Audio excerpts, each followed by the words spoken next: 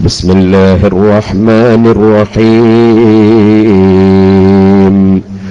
شهر رمضان الذي أنزل فيه القرآن صدق الله العلي العظيم صدق وبلغ رسوله النبي الكريم ونحن على ذلك من الشاهدين الشاكرين والحمد لله رب العالمين.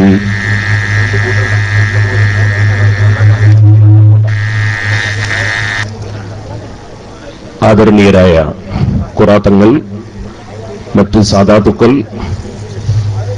പ്രിയപ്പെട്ട നേതാക്കൾ, പ്രവർത്തകന്മാർ, പണ്ഡിതന്മാർ, നീണ്ട ഒരു പ്രസംഗം നടത്താൻ ഇപ്പോൾ അവസരം ഇല്ല.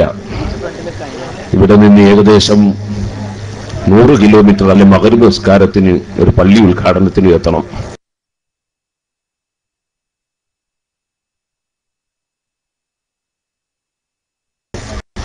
അതുകൊണ്ട് കുറഞ്ഞ സമയം മാത്രം ബർക്കത്തിനു വേണ്ടി സംസാരിക്കാനാണ്. മാസമാണ് പരിശുദ്ധ റമളാൻ.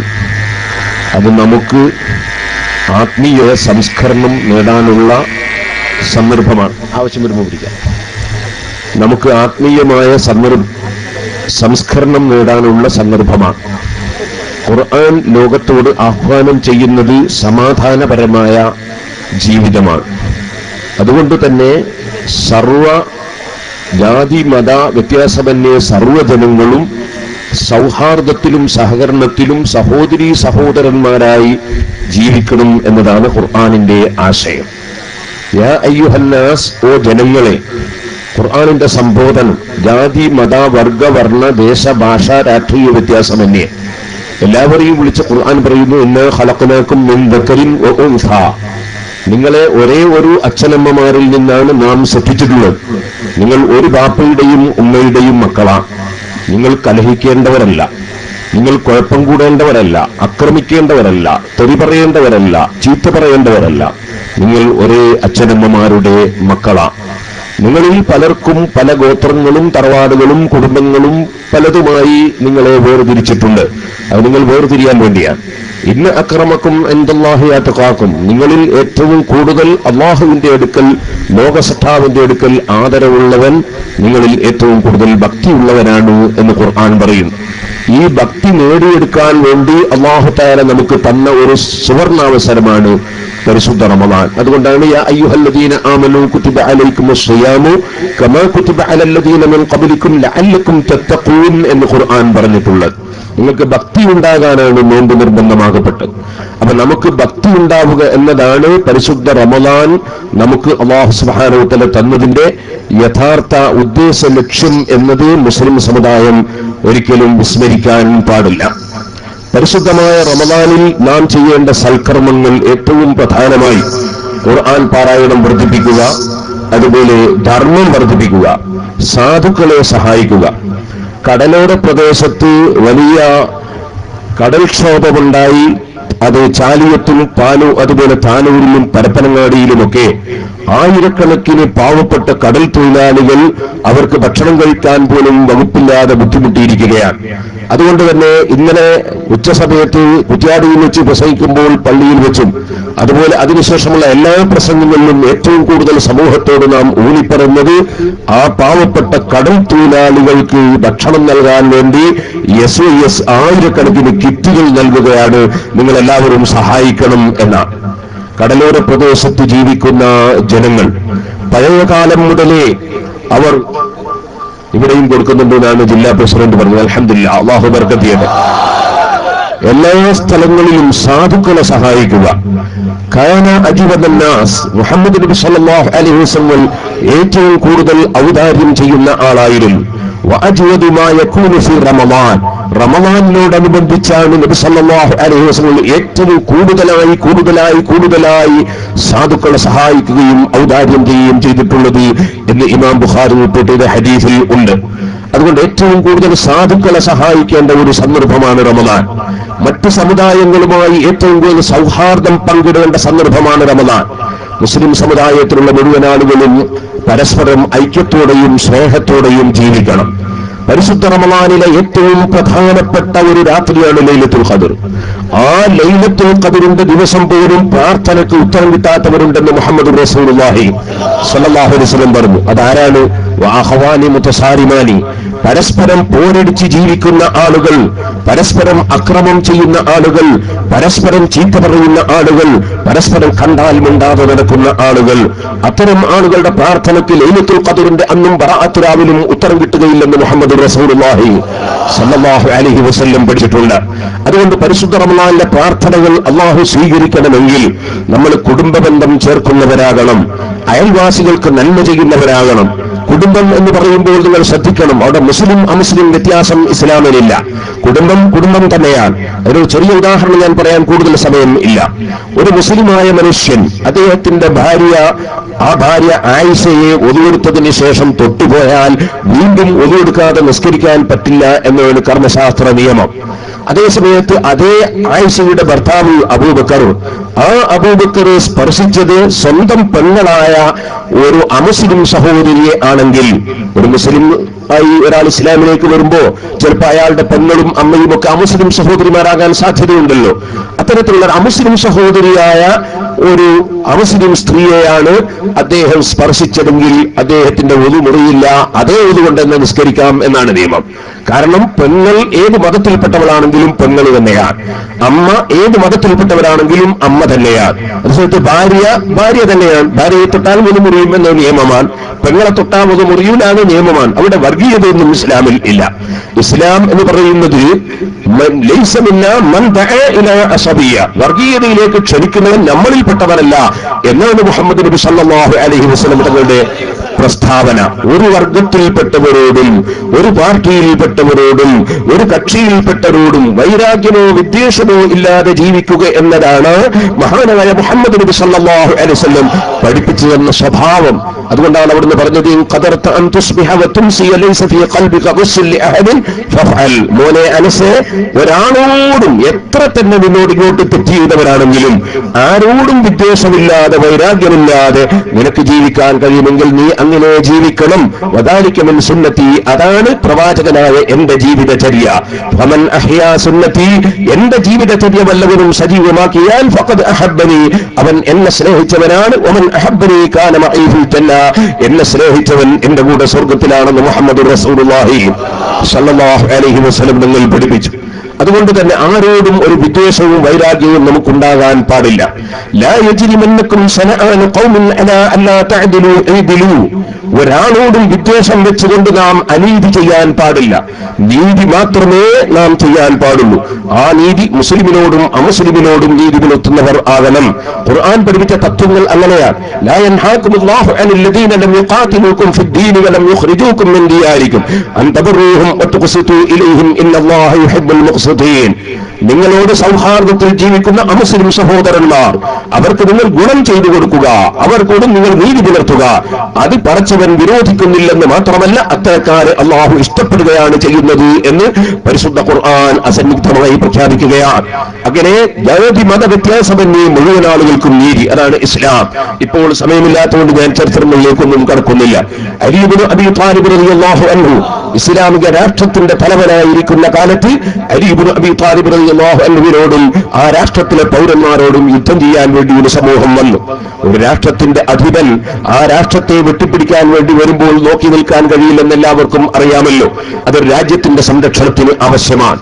പാകിസ്ഥാനോ ചൈനയോ അല്ലെങ്കിൽ മറ്റേതെങ്കിലും രാഷ്ട്രമോ ഇന്ത്യയിലേക്ക് ഇവിടെ കയറി വരാൻ വേണ്ടി ശ്രമിക്കുകയാണെങ്കിൽ നമ്മൾ ആരും അവരെ നോക്കി നിൽക്കുകയില്ല എന്ന കാര്യം രാജ്യസ്നേഹികളായ നമുക്ക് മുഴുവനും അറിയാം.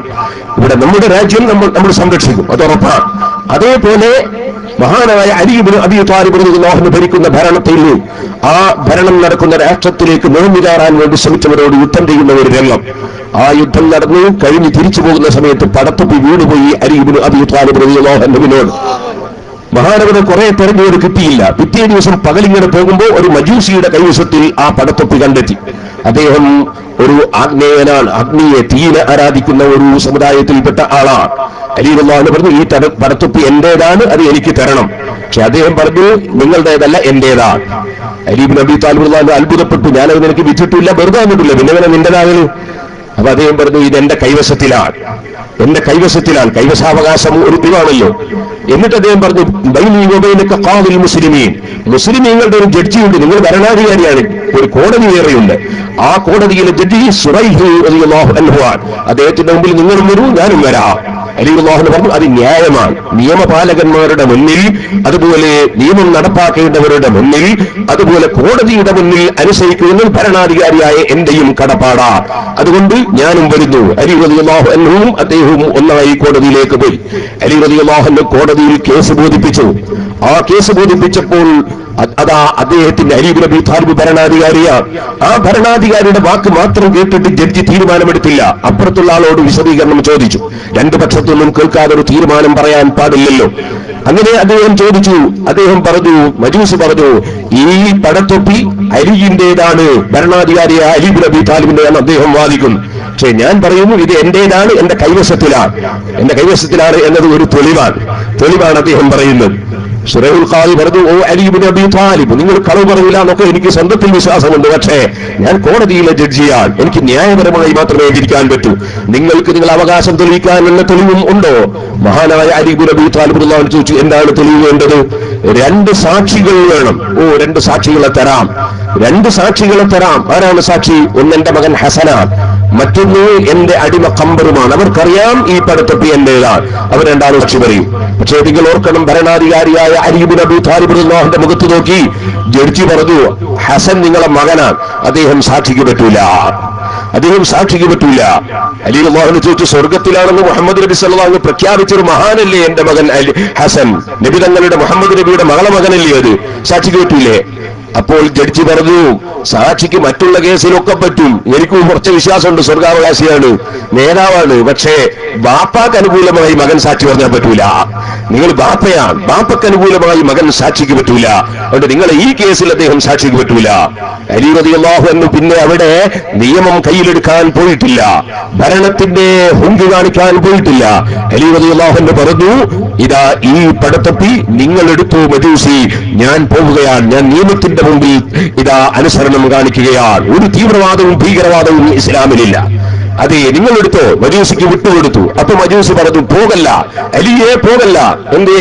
നിങ്ങളുടേതാണ് ഈ പടത്തൊപ്പി എന്നതിന് നിങ്ങൾക്ക് വേറൊരു സാക്ഷിയുണ്ട്. അതാരാണെന്ന് ചോദിച്ചാൽ ഞാൻ തന്നെയാണ്. കാരണം നിങ്ങളെ തൊപ്പി വീട് പോയപ്പോ ഞാൻ എടുത്തതാണ്, എനിക്കറിയാം നിങ്ങളതാണ്. പക്ഷെ ഇതുവരെ ഞാൻ പറയാതിരുന്നത് ഞാൻ എന്റെ അവകാശവാദം ഉന്നയിച്ചു നോക്കിയതാണ്.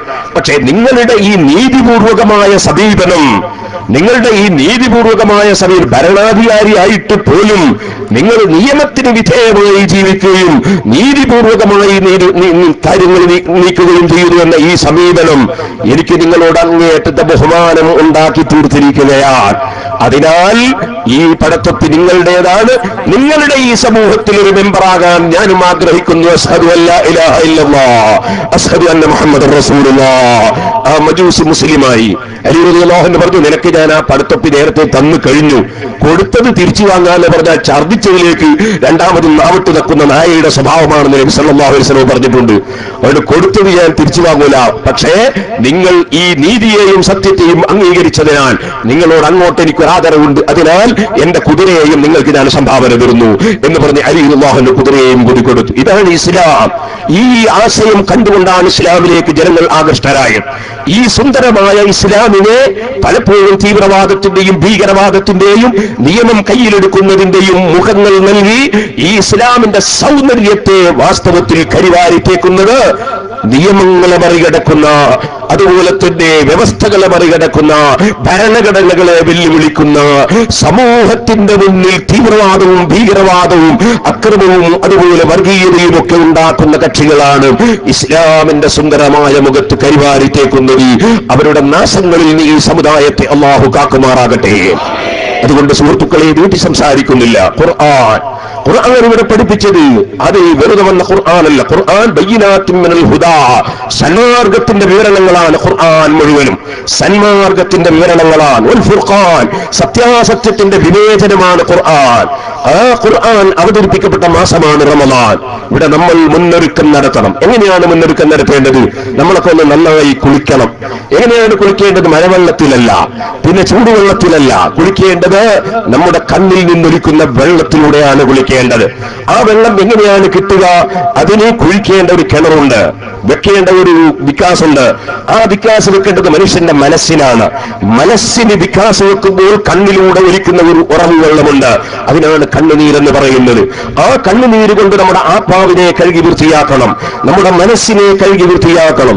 അഹങ്കാരവും അസൂയയും വിദ്വേഷവും വൈരാഗ്യവും നമ്മുടെ മനസ്സിൽ വന്നിട്ടുണ്ടെങ്കിൽ അത് നമ്മൾ പടച്ചവരോട് ഖേദിച്ചു മടങ്ങി കരഞ്ഞുകൊണ്ട് നമ്മുടെ മനസ്സ് നമ്മൾ ശുദ്ധീകരിക്കണം.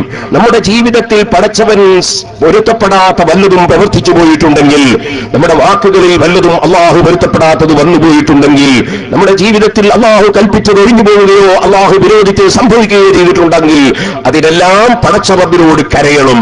അങ്ങനെ കരയണമെങ്കിൽ ലോലമായ മനസ്സിന്റെ വക്താക്കളാകണം. ഉറച്ച മനസ്സിന്റെ വക്താക്കൾക്ക് പടച്ചവനെ ഭയപ്പെട്ട് കരയാൻ കഴിയില്ല.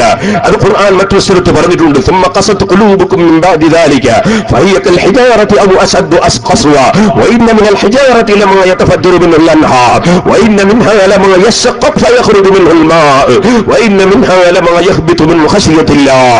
പാറകളെക്കാൾ ഉറച്ചുപോയ ചില മനസ്സുള്ളവരുണ്ട്, പാറകളെക്കാൾ ഉറച്ച മനസ്സുള്ള ചില ആളുകളുണ്ട്. പാറകളുടെ സ്വഭാവം എന്താണ്?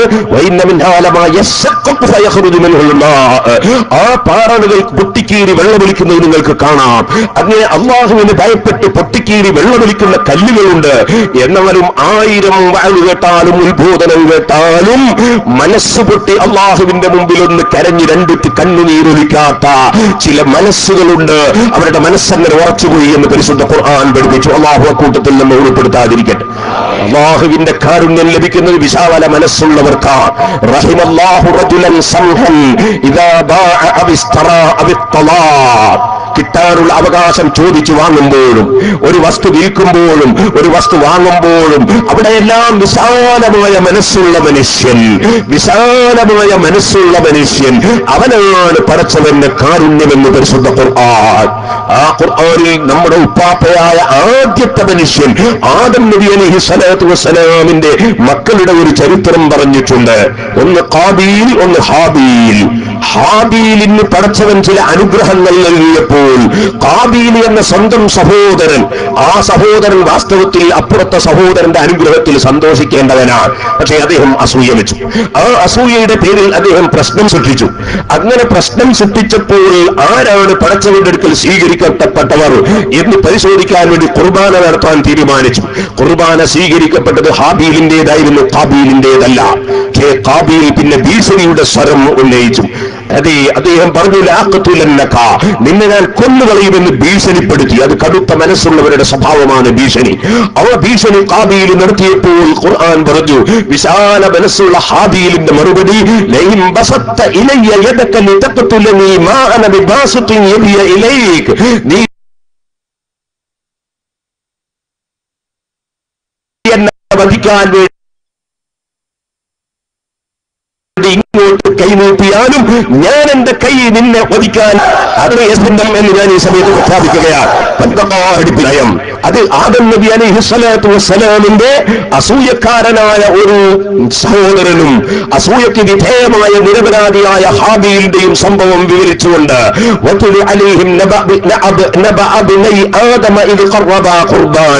എന്ന് പറഞ്ഞുകൊണ്ട് ഖുർആൻ വിവരിച്ചു എന്നൊരു ചരിത്രമാണ്. അതിൽ അക്രമ പ്രവർത്തനത്തിന് മുതിർന്ന ഖാബീൽ, ആ ഖാബീലിനോട് ഹാബീൽ പറയുന്നു, നിങ്ങൾ നിങ്ങളെ കൈ എന്നെ വധിക്കാൻ വേണ്ടി നീട്ടിയാലും എന്റെ കൈ ഒരിക്കലും എന്റെ സഹോദരനിലേക്ക് ഞാൻ നീട്ടൂല. നിന്റെ തെറ്റും വല്ലതും ചെയ്ത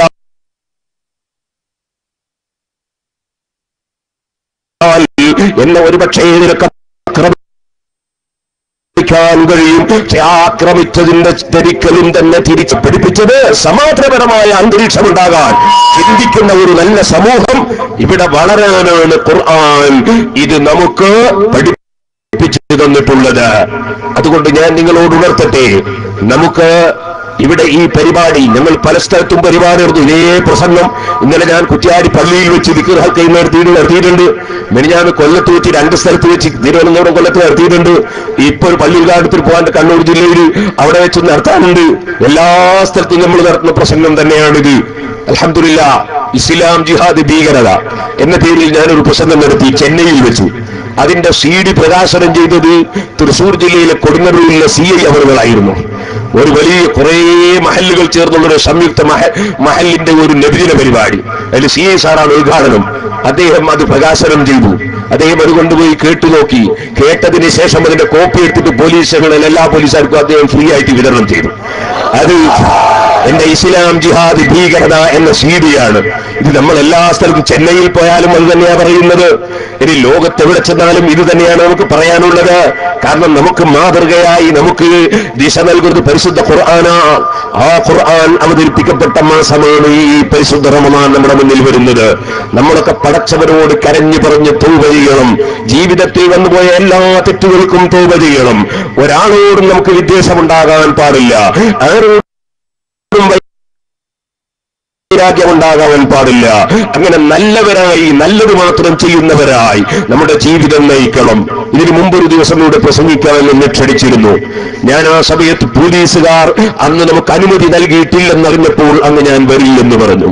ഇന്ന് പോലീസുകാർ SI സാറ് തന്നെ വന്ന് നിങ്ങൾ പോവല്ലേ എന്ന് ചോദിച്ച് കൂട്ടിക്കൊണ്ടുവന്നപ്പോൾ ഞാൻ ഇവിടേക്ക് വന്നു.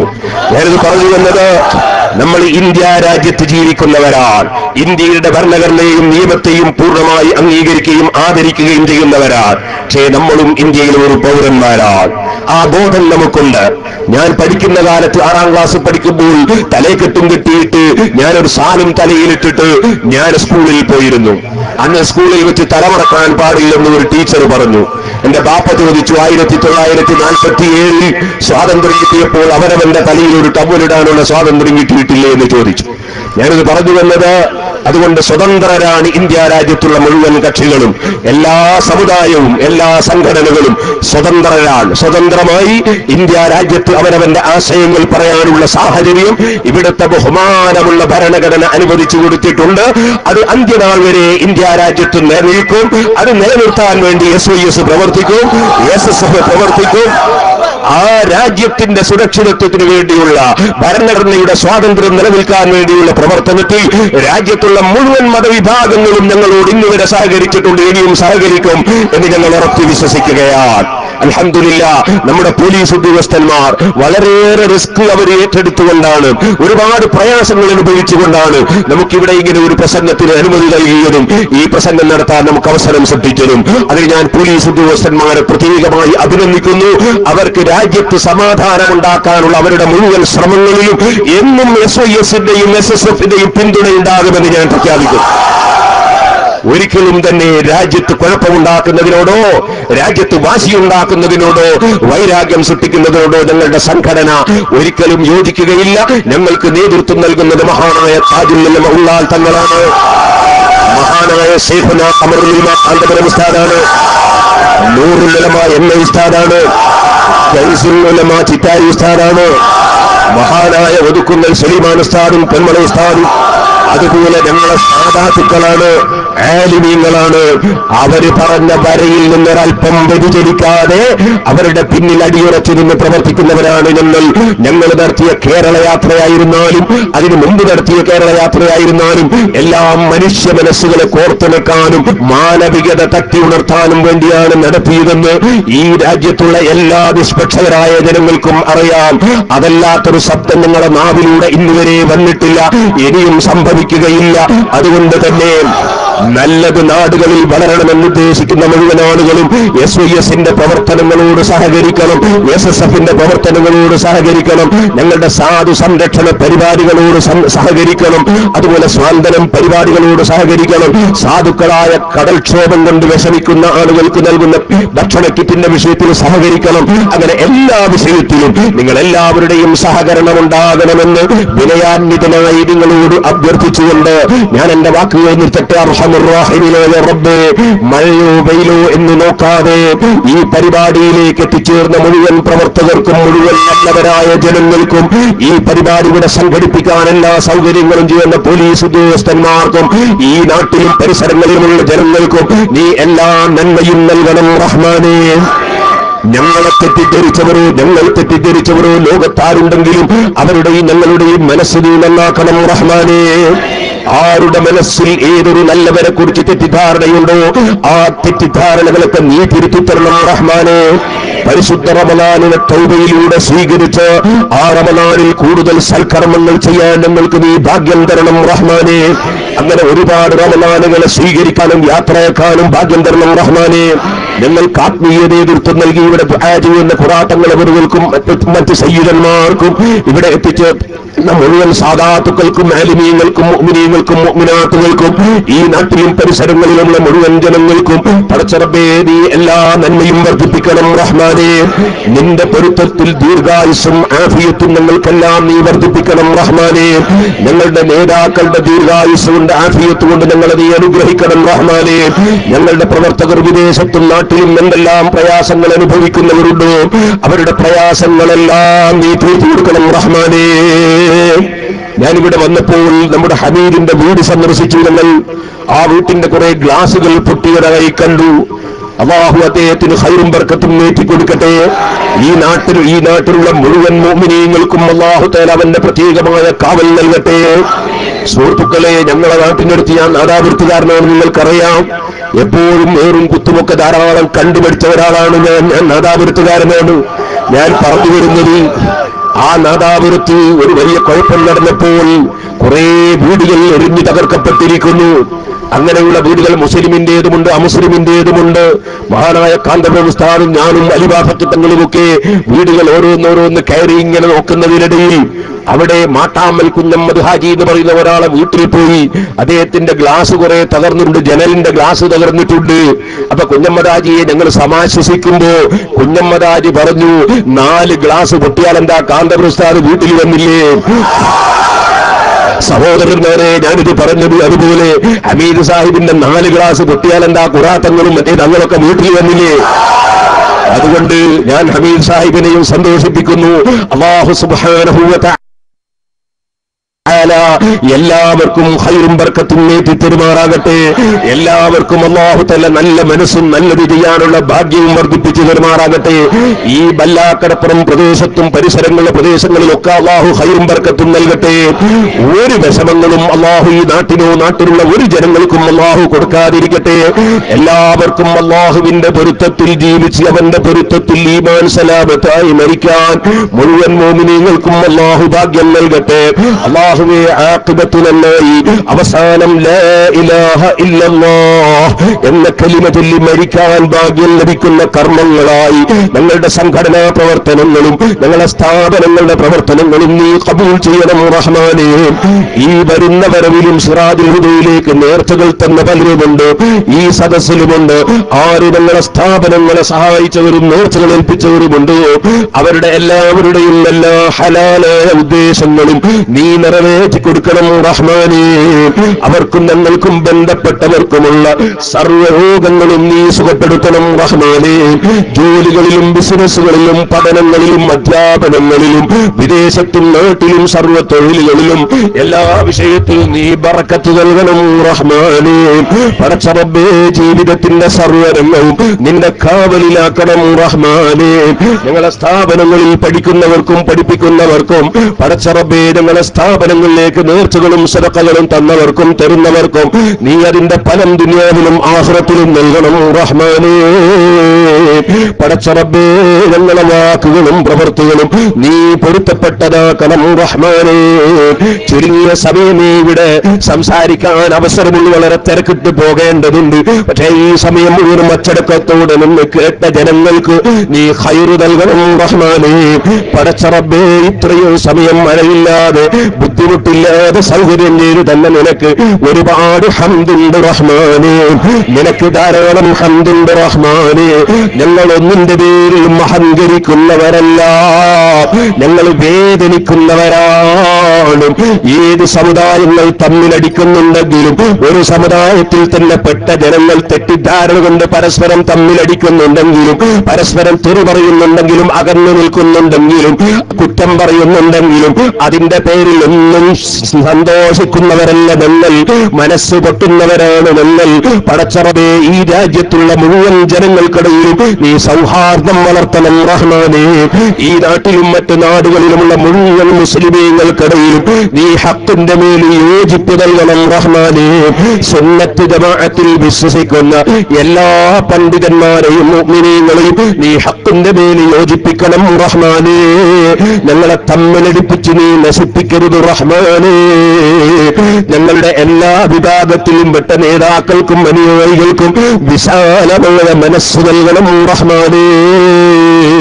രോഗത്തിൽ കിടക്കുന്നവരേത് രോഗമുള്ളവരാണെങ്കിലും, ഏത് ഉസ്താദുമാരോ സയ്യിദന്മാരോ മുഅ്മിനീങ്ങളോ മുഅ്മിനാത്തുകളോ ആര് എന്ത് രോഗത്തിൽ കിടക്കുന്നവരുണ്ടോ, ചെറുതോ വലുതോ, മാനസികമോ ചർമ്മരോഗമോ ഹാർട്ടോ കിഡ്നിയോ മറ്റെന്തെങ്കിലും വിഷയത്തിലോ എന്ത് രോഗമുണ്ടെങ്കിലും നീ സുഖപ്പെടുത്തണം റഹ്മാനേ. ഈ നാട്ടിലും പരിസരങ്ങളിലുമൊക്കെ എല്ലാ ഖൈറും നീ ചൊരിക്കണം റഹ്മാനേ. റബ്ബനാ തഖബ്ബൽ മിന്നാ ഇന്നക അൻതസ് സമീഉൽ അലീം വതുബ് അലൈനാ ഇന്നക അൻതത് തവ്വാബുർ റഹീം.